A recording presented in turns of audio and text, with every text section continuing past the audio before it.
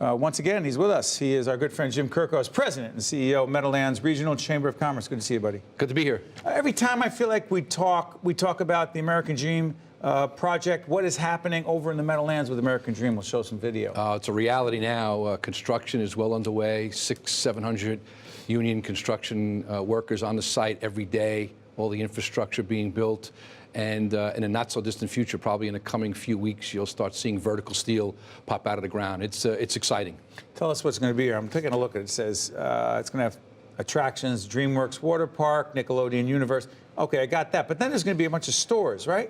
Yeah. If you look at the video that's on the screen now, and you can see what's going around. That's the amusement park. You'll see indoor amusement park, indoor water park, indoor ski dome, Ferris wheel, aquarium. Unbelievable retail shopping experiences, white tablecloth restaurants and entertainment, Cirque du Soleil. It's just amazing. Victoria's Secret's coming here? Probably.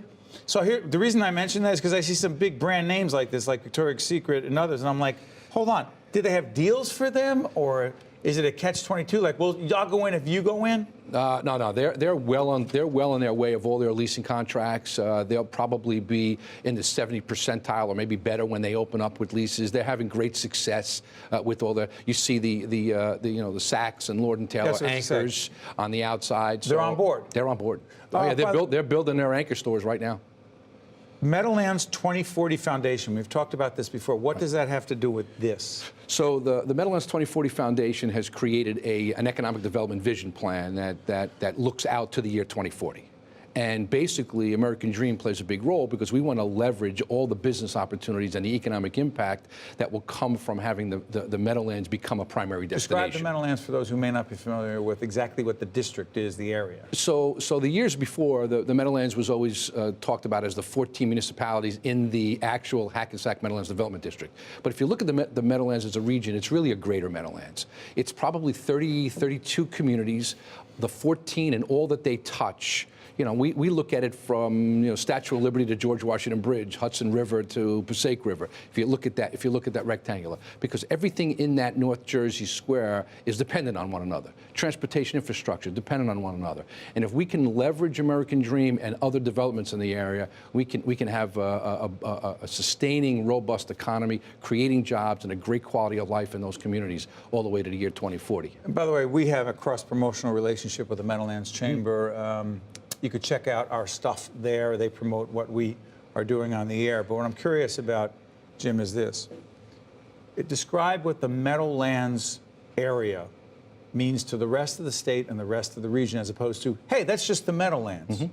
So the Meadowlands is probably one of the state's largest economic engines in the entire state. Define engine. Engine. So if you think about all that comes, so we're in a densely populated area, one of the most densely populated areas in the entire state.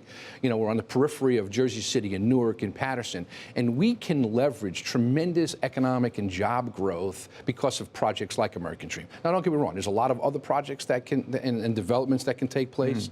We have the old NCAP project in Lyndhurst, which is now the Kingsland redevelopment.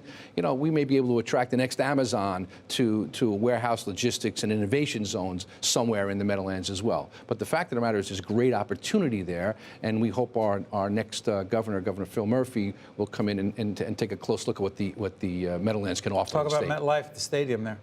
MetLife Stadium has been a tremendous asset to us. We've hosted Super Bowl. We've hosted WrestleMania. We'll be trying to get WrestleMania back to us. We're trying to get another Super Bowl. We may even be able to host a World Cup in the future again in stadium. Big events, big concerts. That puts people in hotel rooms. That brings visitors to the region. But Jim, we've also discussed this before. Like, we were in Newark. We were taping at NJTV studios, and the Prue Center's around the corner. NJ Pack's over there. Is it devil's advocate? Is the market flooded with too many places, too many venues for entertainment? I don't believe it's flooded enough. I think there's not enough collaboration. What does that mean? I think all of these entities, Jersey City, Newark, the Meadowlands, all the sports and entertainment venues, greater collaboration. Also Bergen County, Bergen Pack's up there as well. Listen, I think that because we're in such a densely populated region and because we have the ability to drive and attract visitors, international visitors and visitors from all over, and if we have our way, we'll have a convention center at the sports complex. And a convention center? Convention center. 700,000 plus square foot convention center in addition to all the other venues at the sports complex. complex creates 250 event days a year, bringing in all new business, all new money. You know, I got to ask you, Jim, about traffic. Listen, we continue to work on the traffic and the mobility. If we're doing our job, and that is both public entities and private entities, if we're doing our job in planning this, we will maintain the proper mobility and increase and upgrade the infrastructure so that we can leverage all those opportunities. Mass transit a key to this as well? Mass transit is definitely a key to it.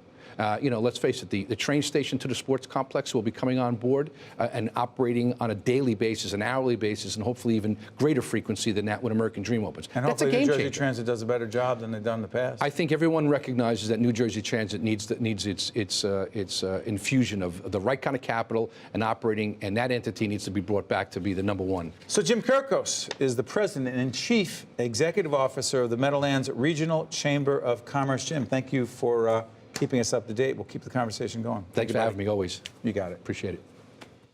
State of Affairs with Steve Adubato is a production of the CAUCUS Educational Corporation, celebrating over 25 years of broadcast excellence.